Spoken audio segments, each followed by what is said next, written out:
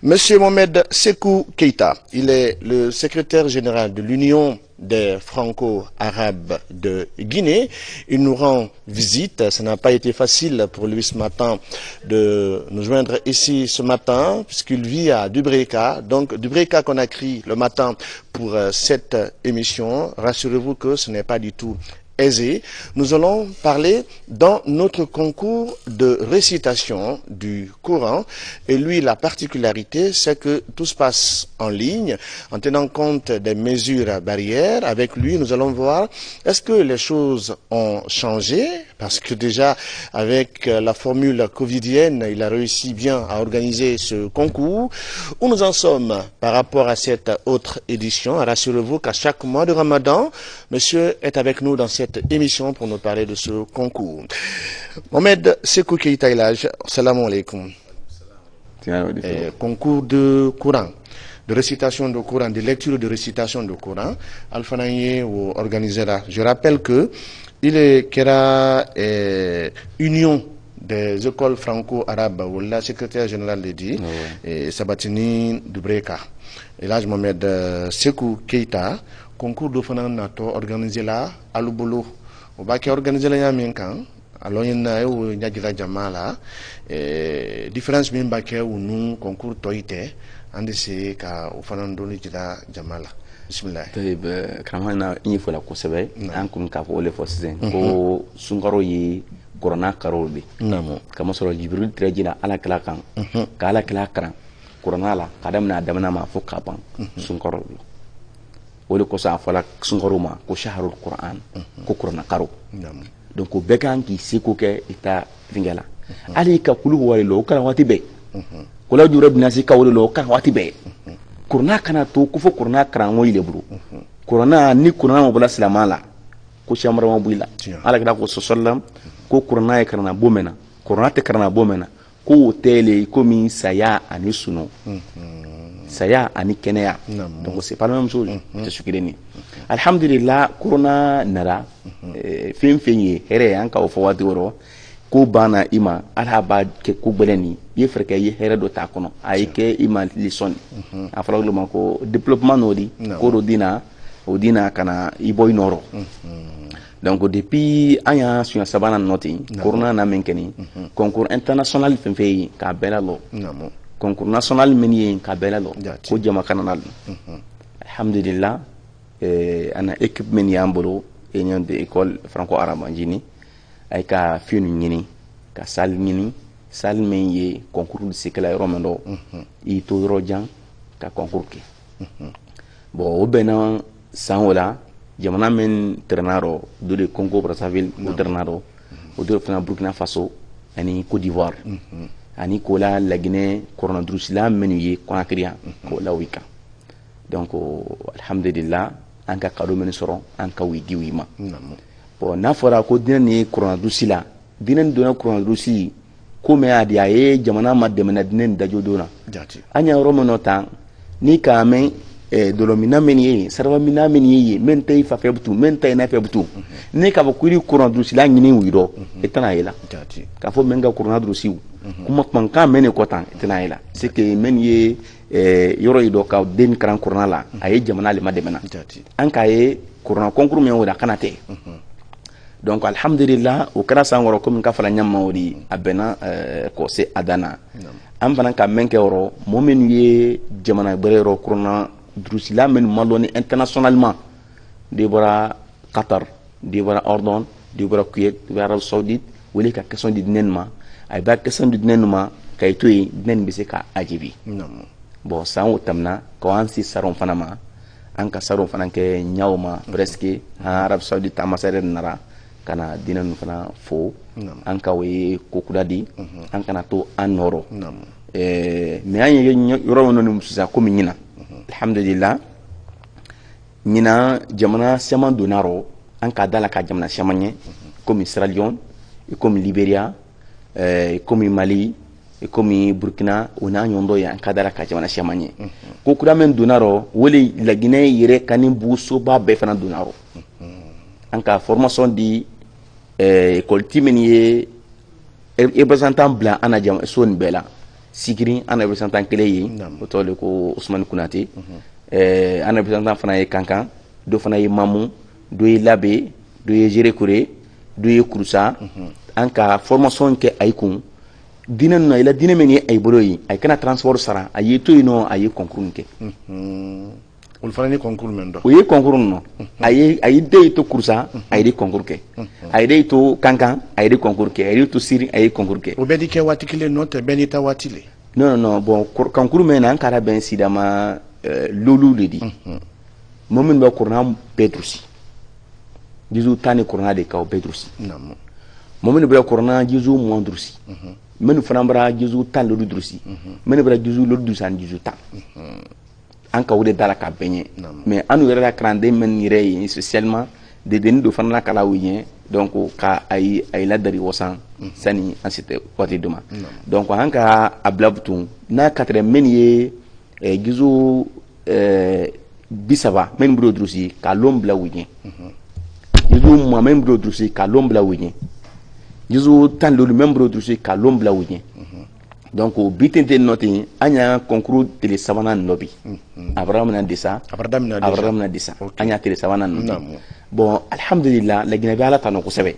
anya avantage bali yela courant drusi la saron sa adam na nyamma ni biate kreni bo bi dinani na la dina menu bu courant maîtrise bu fe kay to diniado dinam fitini bo nyina fana an ka to ama mo kumbata ko mo men si ka bo abedi fo i courant bedrusi si ka bo abedi santani iba santani ko no soro ile man kan ka don courant mu medrusi ba yoko donc karamna juzu tan lolo futan tan fla mo kuma bayi ute mo fambra ke loria da ambulu kroman ko be boro okay nibra kado ta koroma ibro nyafe ko be baro ka ke dinen ni o de ke entraîneur donc anya kala nyam mawlo mais anya romo noté o ka sone mendi anya fo ana masayjana la gine bi besi ka fo non no ya ana min jamana ni sema la gina benye kurna koro donc a ye freke momin yi tala kaylawo internationalement ayo la gine représenter Dubai ou be yoro aye nyabo aye ke modi men ni buri sil la Guinée ire kala donc men ni responsabilité men ni o momeni bolo aye moy soje men kany téléphone no do ibrake malo ya sorani vraiment donc mais dinen ye den do itani mamunta ni kama fenen tan comme ire sama bo folo mais dinen men tane kunu mamu o dinen do ye non ay kay 99 ka poy men do labo 99 donc pourcent ay kamena bo 99% ay la point mamun kranden kelente mali dini buru fitini donc si c'est anka wita fo wako rodolo donc ay israël concours kala donc ni moy tato kayla ko kan kala gine représenter ay ke moydi mo menu foroni men ni la gine reka dunya bela de ne nyondani la ali amerique a fait ala moy bela mo do nyindi ke sababu di Mansa Kundaye ali ay bolo la dinin kan milier wa waido wa menen do oni be kun ibi restaurant wa menen do ibadol kam me kurana karano da foko kana ala yesedum ma nyimenta kata ka wasi so ni ke lagne la représentante comment o yoro fon traidon la o kambani ani anyan sen dan yeta mala yen gila anya siamande liena wa menen kono anya fula wala ko sena ni kama fene franco rabu yire histoire me ala ya wala amad secteur alama ala hinala aka dinan jamakuri li nyonko kay ko to kuradu sila Mauritanie donc aka wilese kay kranke lagine kono ya donc wole brasi hantan ministre yi bola franco rabu den yiro mo yaro min bre économie kran franco rabu den yiro men yaro min bra technologie bre kran franco rabu yiro miria clé on koson ko moy sanayo ay leyere kan ko Mauritanie kay kanke am fabra o franco rabu juseni nyawale donc mansa ko ni ko ke alhamdulillah anya ila ka fo ye ko bale kan wadi alhamdulillah mais wala da mais akato adatu non lolma adidatun dimasilo na to yin dimasina ay bara tele sabakaro amra tele sabakaro e mil toni kisidugu mil toni yorol do le gina sol kono nal fana ye concours kan watini menna ka fo u fana talureya idilal may ul tal kado idilal may do le nota belle la denna ka akekilende bon menu brieni bake men brieni bake anya an ta fala o benye o be bokana be dimasima anya ndo transport la kama soro wo classe menu tameni ambo wila point non de ça moye no commission ye no men ni wole ka fo yina ayena kuna kriyan a ouverture a dalatu no we ke ayena culture long we ke ayena donc culture long wolen sine o de dimasima lonna ka fo ko men ne fankaye bon men ne fana fankaye bon ala la finale la concours la finale c'est la grande finale ce jour toy la finale diplôme fran di ayma kado fana yi alhamdulillah d'accord momen kan ka ke corona moment premier di mutu kura yi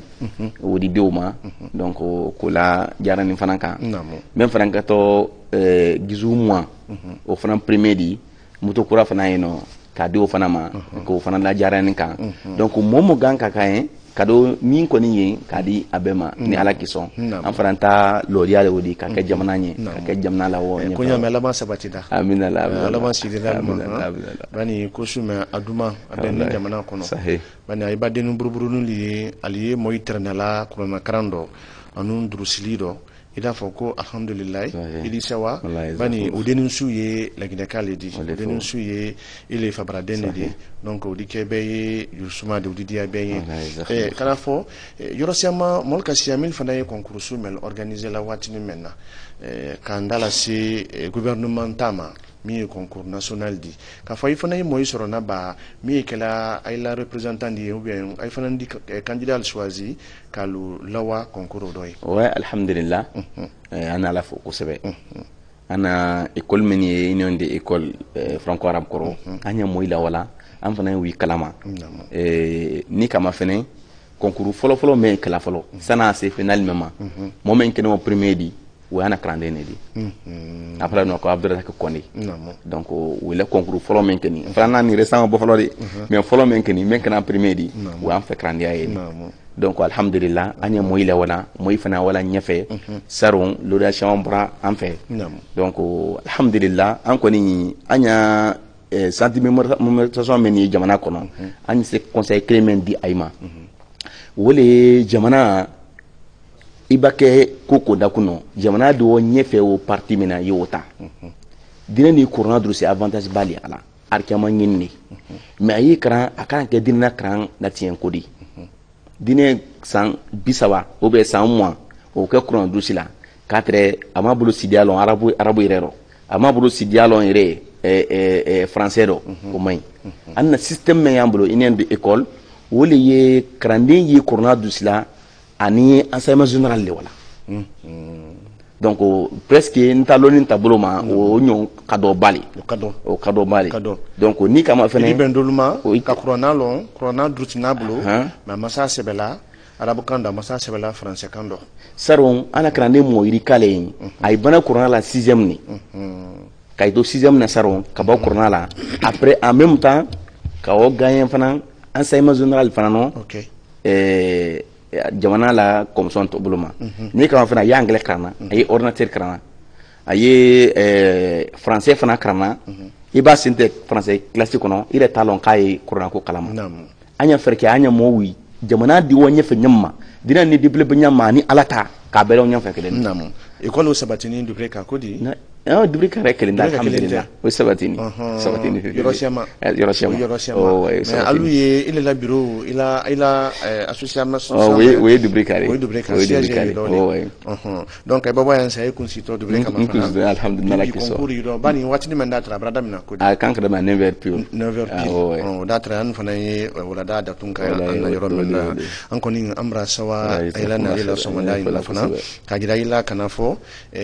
an braya anna daba be fenêtre ba be la canalier la be la canalier on y profiter la wati ndo do ka kodo question Voilà, am ko ni basi yoro si d'entrée carrefour Voilà, RTG télévision nationale ko va blado e d'entrée temali d'entrée temali donc ambra sewana lila laji e di la numéro de 600 parce que message du baran nadamina comme ngira ni émission men do 600 abra dul hene na téléphone sa di soni damina 600 an ko num bana ambra bana etibola ini hitero kulo tibola ini ko semane bota ya la frete idu bla idu damasin pour di jamal mamili na la question donc on a numéro les 628 35 92 05 628 35 92 05 et là Mohamed Sekou Keita ou la numéro le odi momoni a fait ka nyasoron kuluma masimi nyagira la somada men émission mendo ADC ka ala nejulama ou le 628 35 92 05 ala frère le odi RDC ka awile aidi dama falen ke ka nyasoron kuluma masi kaminya gida émission mendo Keita ko barka nam ana fo yanya ko sabe albi jamana ka so ala mo lekren ka jamana dia ala mo lekren RTG fana aye yang ka jamana ladan ay ni dawa kala be kanyamani kama so miria mente miria ila kura lali ay le o bajudi albi kayla kana ala bulu ala mo lekren kayla kana ala bulu ala mo lekren ala mo sallam ya rasul ko barka. Merci donc à vous qui nous suiviez depuis cette heure. Une pause sur une télé, on revient dans un très court instant. Ça se passe dans Kolomatin et nulle part ailleurs. Ici, on consomme le stress pour consommer la bonne humeur.